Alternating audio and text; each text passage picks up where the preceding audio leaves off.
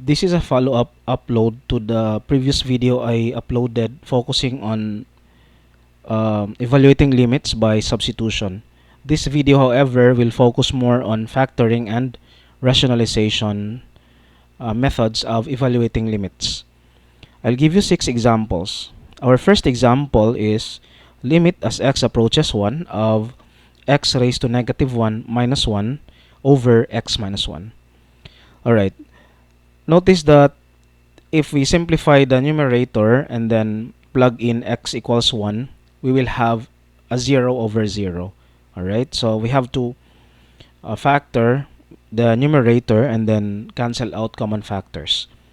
To do this, let us simplify first the numerator by writing x raised to negative 1 into 1 over x. So this is limit as x approaches 1 of 1 over x minus 1 all divided by x minus 1. Getting the LCD for the fractions in the numerator is the same as 1 minus x all divided by x, and then this fraction divided by x minus 1. Alright, now this is the same as the limit as x approaches 1 of 1 minus x divided by x times x minus 1. Now if you plug in x equals 1 again, you'll get a 0 over 0. So that suggests that you have to try factoring either the numerator or denominator, but this time the denominator is already factored, so we have to manipulate the numerator in order to find a common factor with the denominator. Now notice that if we factor out negative 1 in the numerator, we actually produce x minus 1, which is common to the denominator. So if we factor out negative 1 here and rearrange the terms in the numerator, we will get negative of x minus 1. So I'm just rearranging the terms inside. If you distribute back the negative 1, you'll get exactly 1 minus x. So this is over x times x minus 1. So we can cancel x minus 1, and we are left with limit as x approaches 1 of negative 1 over x. Now we can substitute. So negative 1 over 1, that's equal to negative 1. And this is our final answer. Alright, so let's have the second example. We have the limit as x approaches 0 of 1 over x minus 1 plus 1 over x plus 1 all divided by x.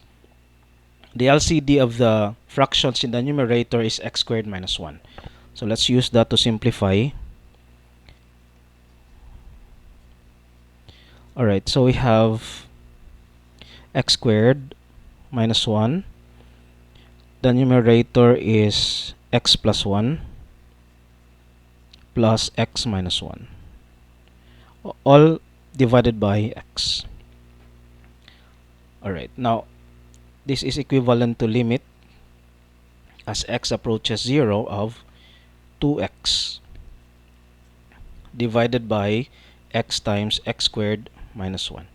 Now we can cancel x. So we are left with limit as x approaches 0 of 2 over x squared minus 1. Now we can substitute x equals 0. So we have 2 over 0 squared minus 1, 2 over negative 1, or simply negative 2. This is our final answer for example number 2. Let's proceed to example number 3. We have the limit as u raised to 4. We have the limit as u approaches 1 of u raised to 4 minus 1 over u cubed minus 1. Alright, if you substitute if you substitute u equals 1, clearly you will have a 0 over 0. Again, that's a suggestion or indicator that you have to factor the numerator and the denominator. Alright, so let's do that. Take note that the numerator is a difference of squares and the denominator is a difference of cubes. So you can apply the formula for the difference of squares and the formula for the difference of cubes. Before we do that, let's recall those formulas. The difference of squares is given by a squared minus b squared equals a plus b times a minus b, right? And the difference of cubes is given by a cubed minus b cubed equals a minus b times a squared plus ab plus b squared. Alright, so this one now is the same as the limit as u approaches 1 of u squared plus 1 times u squared minus 1. The denominator is the same as u minus 1 times u squared plus u plus 1. Now, take note also that u squared minus 1 is a difference of squares, right? So you can also factor that further so that we can cancel the u minus 1. So we have u squared plus 1 times u plus 1 times u minus 1 over u minus 1 times u squared plus u plus 1. Cancel the u minus 1. Now we can substitute 1, right? So we have 1 squared plus 1 times 1 plus 1 divided by 1 squared plus 1 plus 1. Okay, so this is equal to 2 times 2 divided by 3. So the final answer here is 4 over 3. Alright, now let's have example number 4. We have the limit as x approaches 4 of 4x minus x squared over 2 minus the square root of x.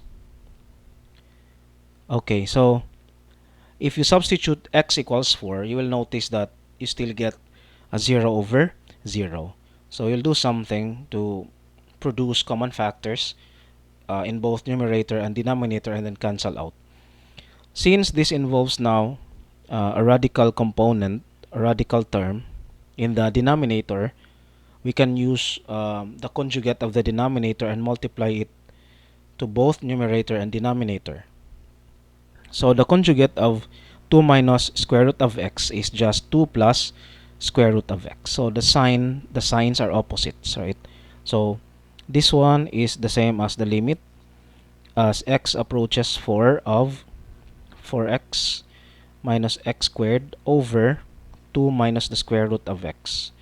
Multiply that with 2 plus square root of x over 2 plus the square root of x. Again, there's a minus sign here, so in the conjugate, a plus sign will be used. Now, if you multiply that, by the way, I'll factor out also the x in the expression 4x minus x squared.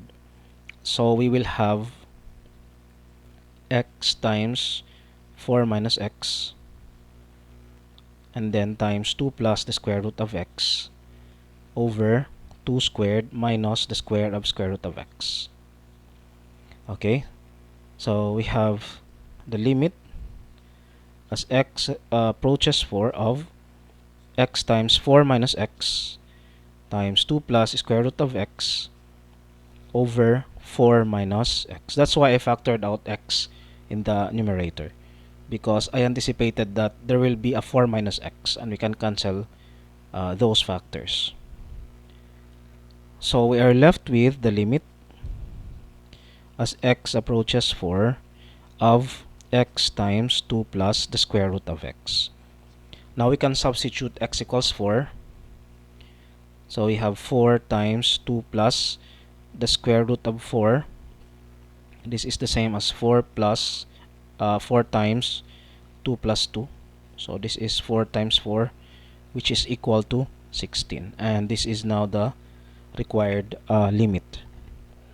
Alright, now let's have example number 5.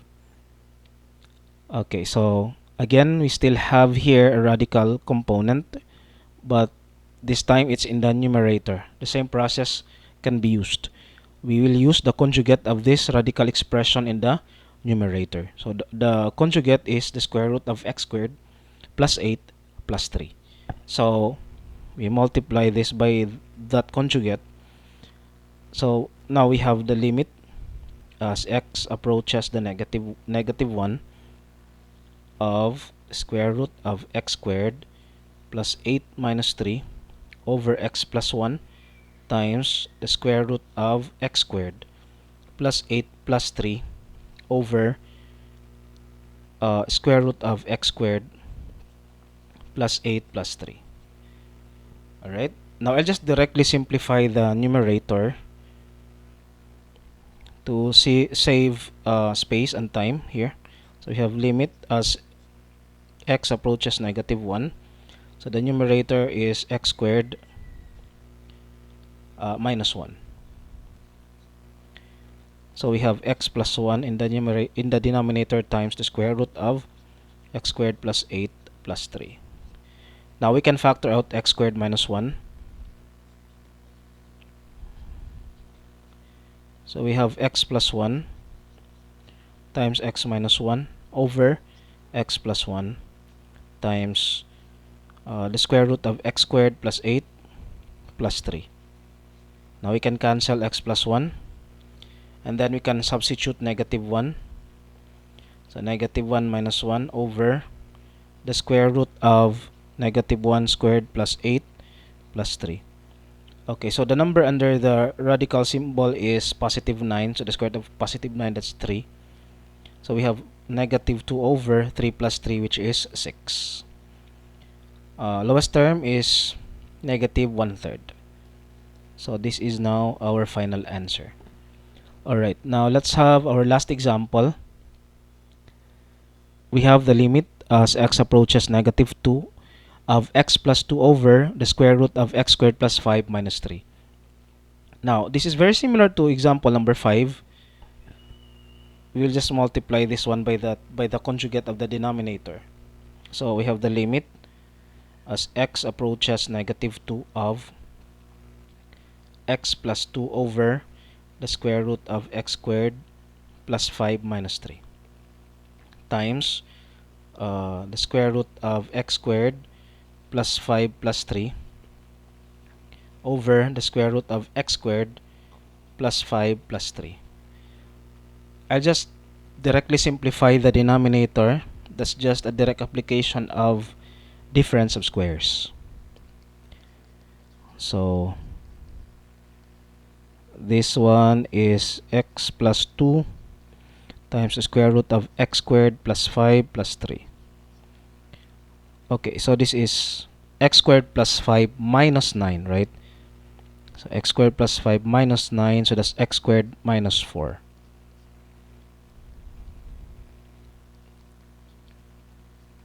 Alright, so we have x plus 2 again in the numerator times x squared plus 5 plus 3. In the denominator, we have x plus 2 times x minus 2. Now we can cancel x plus 2. Let's substitute negative 2 here.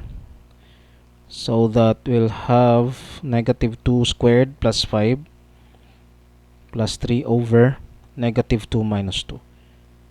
Alright, so the number under the radical sign is positive 9. Square root of 9 is 3. So 3 plus 3 in the numerator and negative 4 in the denominator. This is 6 over negative 4. Lowest term is negative 3 over 2. And this is our answer for the last example.